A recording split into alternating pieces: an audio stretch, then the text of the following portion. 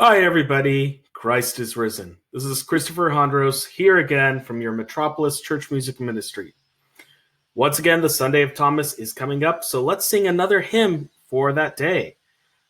This one we are going to do is the communion hymn from Psalm 147. Now, as you notice, this one is in Greek, and you'll see that the music notation is different than one of Western music notation. We call this Byzantine notation, and it might look a little bit more difficult, but I will sing for you using the cursor to show you how the notation shows the movement of my voice in ways that the Western notation does not do.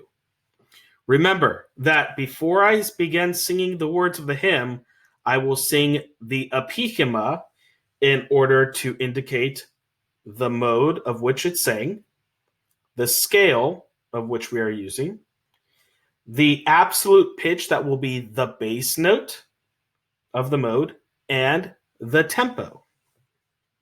So that's what the epithema represents.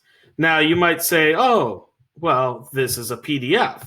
How can we be doing this? Well, simply put, this is a PDF of a textbook or a Byzantine book called the Psalterion Terpnon, or the Psalter.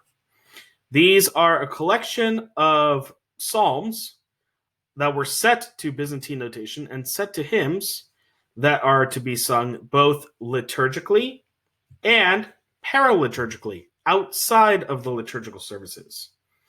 It was written with the intention of trying to revive psalmody, or singing psalms, in the life of the church as something to be engaged in by the congregation. Okay?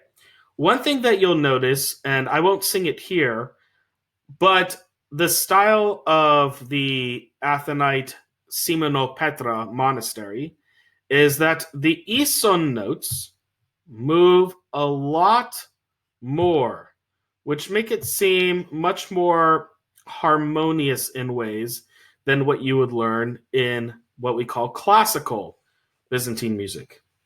Therefore, anything by Simonopetra, I shouldn't say anything, many things by Simonopetra are considered semi-classical or classically inspired. Okay?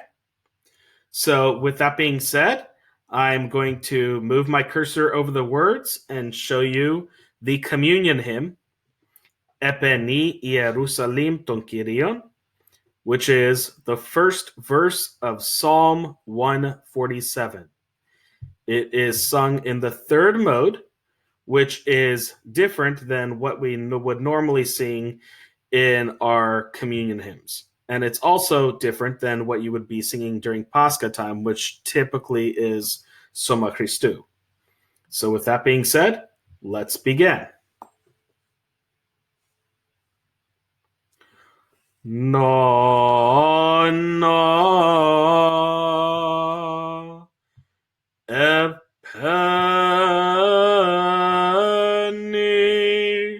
Ierusalim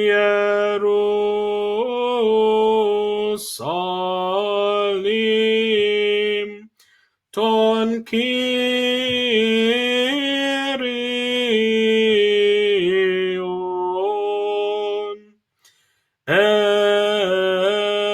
eni ton theon susion oti enis kisetus mocus ton pilon su evoise tu si usuensi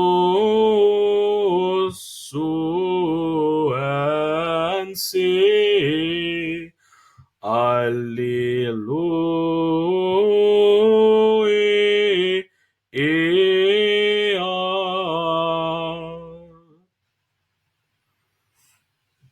All right.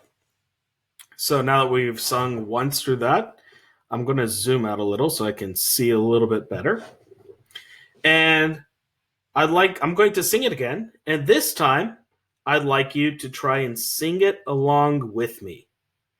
Did you notice how the notes move when my voice moved? Or rather, my voice moved in the way the notes moved in otherwise what you would see with Western notation? So the Western notation gives us a very specific note to sing, such as an A, a B, a C.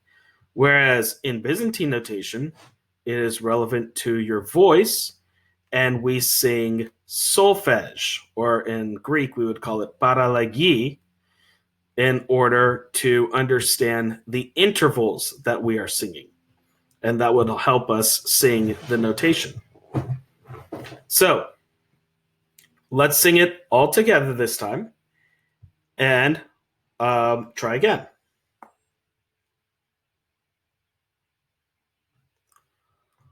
No, no, epeni Ierusalim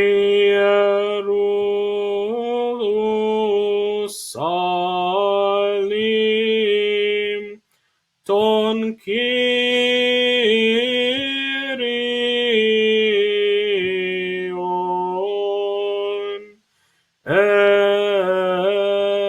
eni ton Theon Susion oti enis Hisetus Moclus ton pilon su evloise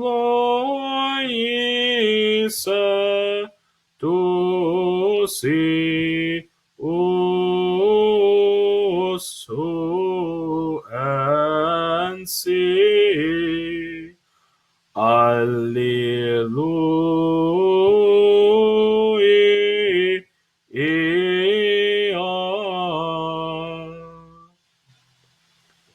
There you go. Now you will be prepared to listen to this hymn, if it is different from what you normally would be used to, on Sunday, and have a much better idea of how the chanter makes this music come alive. Once again, Christ is risen.